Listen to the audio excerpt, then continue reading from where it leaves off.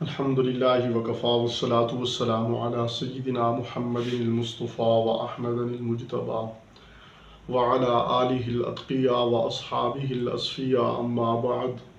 فأعوذ بالله من الشيطان الرجيم بسم الله الرحمن الرحيم الرجال قوامون على النساء بما فضل الله بعضهم على بعض وبما أنفقوا من أموالهم فالصالحات قانتات حافظات للغیب بما حفظ اللہ الی آخر الآیہ۔ اس آیت مبارکہ میں خلاق عالم نے جن سے انسانی کی تقسیم فرمائی ہے۔ جہاں اسلامی نظام ہوگا، جہاں قرآن و سنت کا رواج ہوگا، جہاں مسلمان بستے ہوں گے، تو وہاں یہ نظام بھی ہوگا کہ کوئی حکمران ہوگا، کوئی ماتحت ہوگا۔ اسی طرح کوئی رئیس ہوگا، کوئی مرؤوس ہوگا، کوئی امیر ہوگا، کوئی مامور ہوگا، کیونکہ امیر مامور کے بغیر، حکمران کے بغیر، رئیس کے بغیر، اسی طرح رئیس کے ماتحت لوگوں کے بغیر ایک نظام چلانا بہت مشکل ہوتا ہے۔ تو اسی طرح خلاق عالم نے جس طرح ایک عالمی نظام کے لیے رئیس اور مرؤوس کی ایک صلاحیت بیان فرمائی ہے کہ رئیس اور مرؤوس ہوتا ہے، حکومت کے نظام کے لیے ایک حکمران ہوتا ہے، باقی اس کے ماتحت ہوتے ہیں۔ اسی طرح گھر کا نظام بھی ایک عائلی نظام، وہ بھی ایک چھوٹی سی حکومت کی طرح ہوتا ہے، اس کو بھی چلانے کے لیے خلاق عالم نے ایک نظام بیان فرمایا ہے۔ اور اس نظام کے بارے میں ارشاد فرمایا الرجال قوامون علی النساء، مرد عورتوں پر نگران ہیں۔ قوام، قیام اور اس قیم، نگران، محافظ، مرد عورتوں پر نگران ہے۔ اللہ رب العالمین نے مردوں کو عورتوں پر ایک درجہ کی فضیلت عطا کی ہے۔ گھر کا جب نظام چلانا ہے تو کوئی ان میں سے بڑا ہوگا، کوئی اس کے ماتحت ہوں گے، تو اس طرح یہ نظام چلے گا۔ اگر سبھی ہی حکمران، سبھی ہی بادشاہ بن جائیں، سبھی ہی اپنی مرضی کرنے لگ جائیں، تو پھر اس طرح وہ نظام درہم برہم ہو کر رہ جائے گا۔ اس لیے خلاق عالم نے فرمایا وَلِلرِّجَالِ عَلَيْهِنَّ دَرَجَةٌ، مردوں اور عورتوں کے حقوق برابر ہیں۔ وَلَهُنَّ مِثْلُ الَّذِي عَلَيْهِنَّ بِالْمَعْرُوفِ، عورتوں کے لیے وہی حقوق ہیں جو ان پر ہیں، اور مردوں پر وہی حقوق ہیں جو مردوں کے لیے ہیں۔ تو مطلب یہ ہے کہ حقوق برابر ہیں، لیکن مردوں کو ایک درجہ عورتوں پر فضیلت حاصل ہے۔ لیکن وہ ایک درجہ جو فضیلت حاصل ہے، تو گویا کہ مرد کو ایک نگران اور مرد کو ایک گھر کا سربراہ بنایا گیا ہے کہ گھریلو معاملے میں فیصلہ تیرا ہی چلے گا۔ لیکن اس کا مطلب یہ نہیں ہے کہ وہ جابرانہ حکومت کرے، اس کا مطلب یہ نہیں ہے کہ وہ اپنے اوپر روب جمائے۔ گھر میں جب آئے تو وہ تھانے دار بن کر آئے، گھر میں جب آئے تو ایس ایچ او کی حیثیت سے گھر میں آئے، اس کا یہ ہرگز مطلب نہیں ہے۔ قرآن و سنت اس کی ہمیشہ سے تردید کر رہا ہے، بلکہ فرمایا وَعَاشِرُوهُنَّ بِالْمَعْرُوفِ، گھر کے معاملے میں اپنی عورتوں سے باہمی مشورے کے ساتھ چلا کرو۔ گھر کے معاملے میں ان تراض منہما وتشاور کے الفاظ بھی ہیں، باہمی رضامندی اور مشورے سے گھر کے معاملات طے کیے کرو۔ تو اس کا مطلب یہ نہیں ہے کہ مرد اپنی مرضی کرتا رہے اور عورت کی بالکل پوچھے ہی نہ، نہیں، گھر کا وہ جب سربراہ ہے تو اس کی ذمہ داری میں یہ بات داخل ہے کہ جس طرح اپنی سربراہی کی ذمہ داری نبھائے، اسی طرح اپنے ماتحتوں کا بھی خوب خیال کرے۔ تو یہ مرد کی ذمہ داری میں داخل ہے۔ اور یہ بات بھی ہے کہ مردوں کو جو عورتوں کو فضیلت حاصل ہے، ایک اختیاری ہے اور ایک چیز غیر اختیاری ہے۔ غیر اختیاری کیا ہے؟ بما فضل اللہ بعضکم علی بعض، اللہ نے بعض کو بعض پر فضیلت دی ہے، یہ اللہ نے غیر اختیاری معاملہ دیا ہے۔ اب اللہ نے جو فضیلت دی ہے، اب اللہ نے جو فضیلت دی ہے مردوں کو عورتوں پر، اس کا یہ مطلب ہرگز نہیں ہے کہ مرد ہر معاملے میں اپنی مرضی کرتا رہے، بلکہ مرد اور عورت یہ ایک جسم کی مانند ہے۔ قرآن حکیم کا اسلوب بتلا رہا ہے فضل، کیا فرمایا بما فضل اللہ بہ بعضہم علی بعض، بعض کو بعض پر، کیا مطلب کہ مرد عورت ایک دوسرے کا جز ہیں، مرد عورت ایک دوسرے کا جسم کا حصہ ہے، لیکن جسم کے بعض حصوں کو دوسرے پر فضیلت حاصل ہوتی ہے اور بعض حصے اس سے مرجو ہوتے ہیں۔ مثلا سر ہے، وہ پورے بدن کا سردار ہے، باقی جسم کو وہ حیثیت حاصل نہیں جو سر کو ہے۔ اسی طرح دل اور معدہ ساتھ ساتھ ہیں، لیکن دل کا مقام زیادہ ہے، معدے کا مقام کم ہے۔ اب ایک آدمی کا معدہ ہی نہیں، وہ نہیں رہ سکتا۔ اسی طرح سر کے بغیر جیسے بدن بیکار ہے، اسی طرح بعض اعضاء کے بغیر بھی وہ بدن ادھورا ہے۔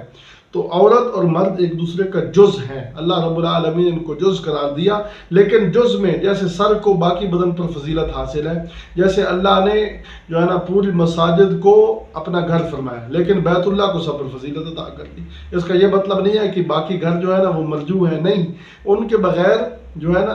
ان کے بغیر بھی عبادت کا وہ مزہ نہیں ہے جو اللہ کے گھر بیت اللہ میں ہے، اور اسی طرح باقی مساجد ان کے بغیر بھی جو ہے نا وہ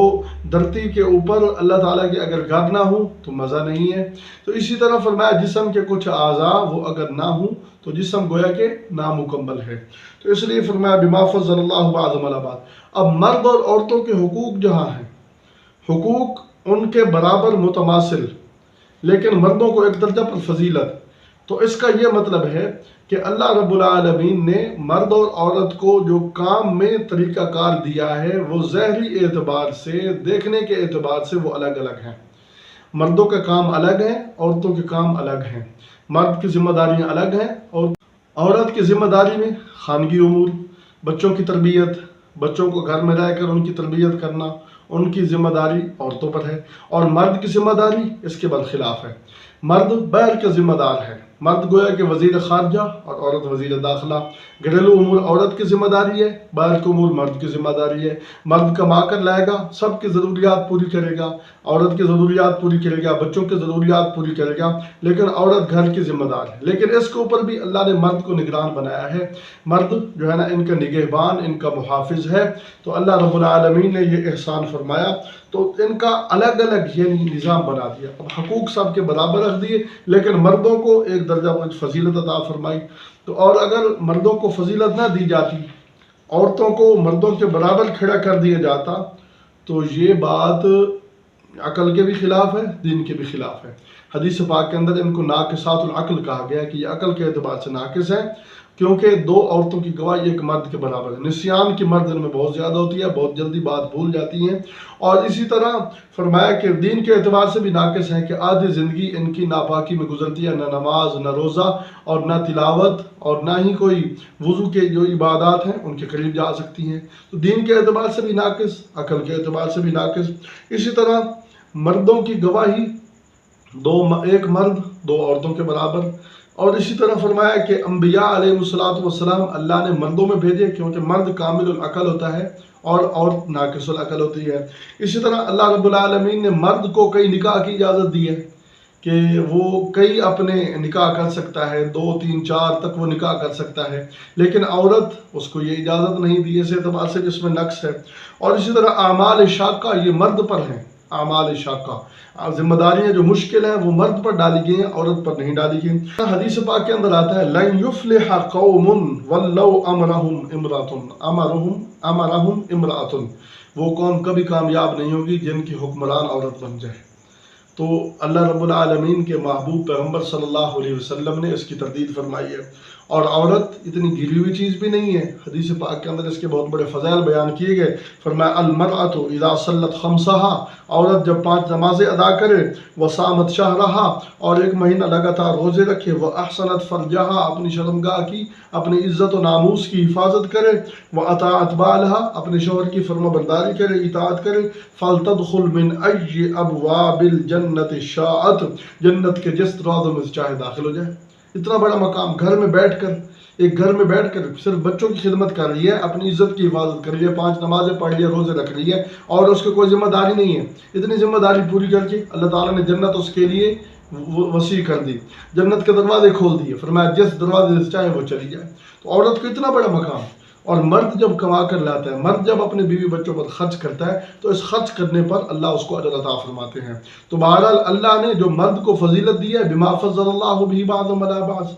بعض کو بعض پر فضیلت دی، یہ غیر اختیاری کام ہے۔ اور دوسری وجہ وَبِمَا أَنفَقُوا مِنْ أَمْوَالِهِمْ، مرد ان پر اپنا مال خرچ کرتا ہے، ان کی ضروریات پوری کرتا ہے، ان کے کپڑے پہناتا ہے، ان کے اخراجات اٹھاتا ہے، ان کی دوائی دارو کرتا ہے، اور جو ان کی جسمانی ضروریات ہیں وہ ان کا پورا خیال رکھتا ہے، اور اس خرچ کرنے پر اللہ مرد کو اجر عطا فرماتے ہیں۔ وَبِمَا أَنفَقُوا مِنْ أَمْوَالِهِمْ، آگے فرمایا فَالصَّالِحَاتُ قَانِتَاتٌ، نیک عورتوں کی تعریف کی، وہ عورتیں جو صالح ہیں، نیک ہیں۔ فرمایا کہ نیک عورتیں گھر کے اندر بیٹھ کر جو نماز پڑھ رہی ہیں، روزہ رکھ رہی ہیں، مرد کی عزت و ناموس کی حفاظت کر رہی ہیں، مرد کے مال کی حفاظت کر رہی ہیں، مال کو جائز طریقے پر خرچ کر رہی ہیں۔ فرمایا قانتات حافظات، نیک عورتیں جو مرد کی اطاعت پر گزارا کرتی ہیں۔ اب عورت اگر مرد کو اپنا خادم بنا دے تو خادم کی بیوی بن کر بیٹھے،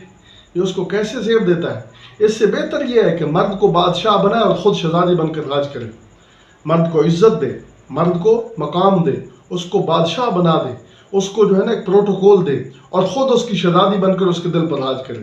یہ کیا طریقہ ہے کہ خود تو جو ہے نا اس کو نوکر بنا دے، نوکر کی بیوی بن کے بیٹھ جائے؟ تو یہ طریقہ کار عورت کو زیب نہیں دیتا۔ تو فرمایا فالصالحات قانتات، وہ عورتیں جو قناعت کرتی ہیں،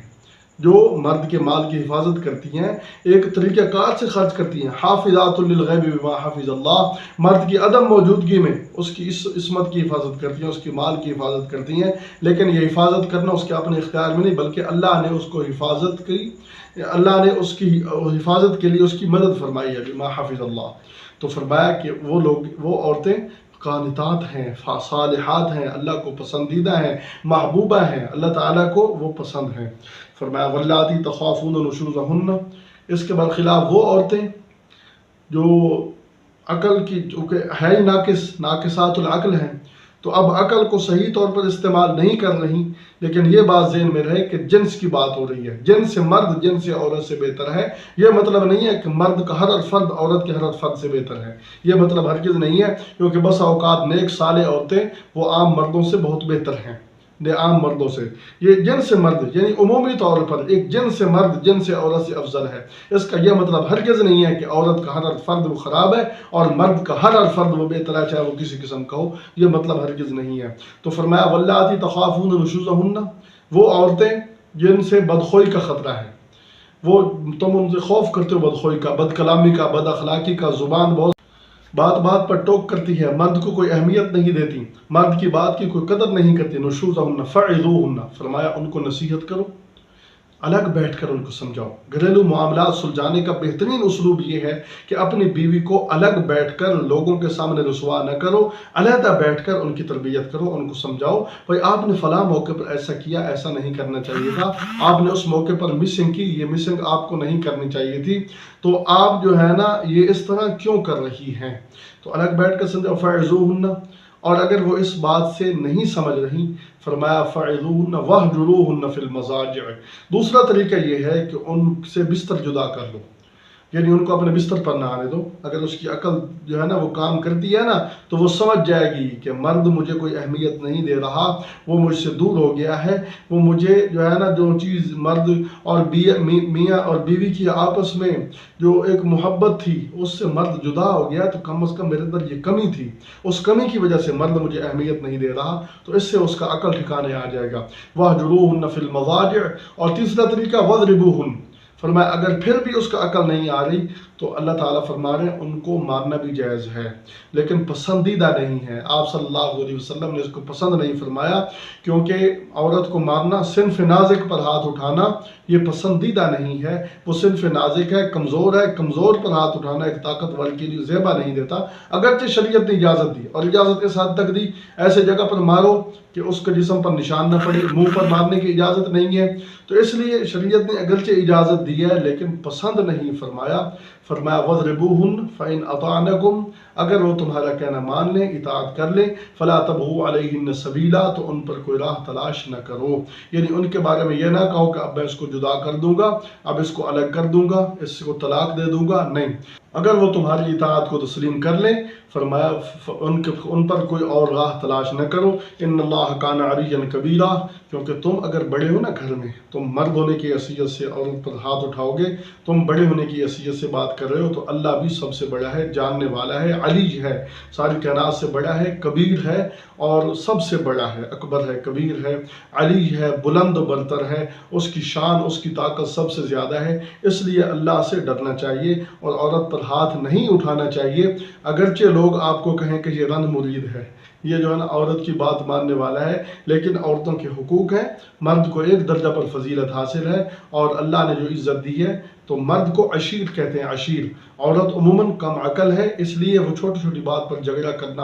اور بات کو بڑھا دینا یہ عورتوں کی فطرت میں داخل ہے، لیکن مرد عشیر ہے۔ عشیر کا معنی یہ ہوتا ہے کہ 10 حوصلے اللہ نے مرد کے اندر رکھے ہوتے ہیں، ایک بات برداشت کی، ایک حوصلہ جواب دے گا، دوسرا حوصلہ، تیسرا حوصلہ، حتیٰ کہ 10 حوصلے رکھے، اس کی برداشت کرنا ہی یہ مردانگی ہے۔ یہ نہیں ہے کہ اس پر ہاتھ اٹھایا جائے، وہ تو کمزور ہے، صنف نازک ہے، اس پر ہاتھ نہیں اٹھانا چاہیے، پسندیدہ نہیں ہے اگرچہ اجازت ہے۔ تو اللہ تعالیٰ نے فرمایا ان اللہ علی کبیرہ۔ یہ 3 طریقے اللہ تعالیٰ نے سٹیپ بائی سٹیپ بیان کیے۔ اگلی آیت کے اندر ایک اور طریقہ بیان کیا گیا ہے۔ اللہ رب العالمین ہمیں راہ ہدایت نصیب فرمائے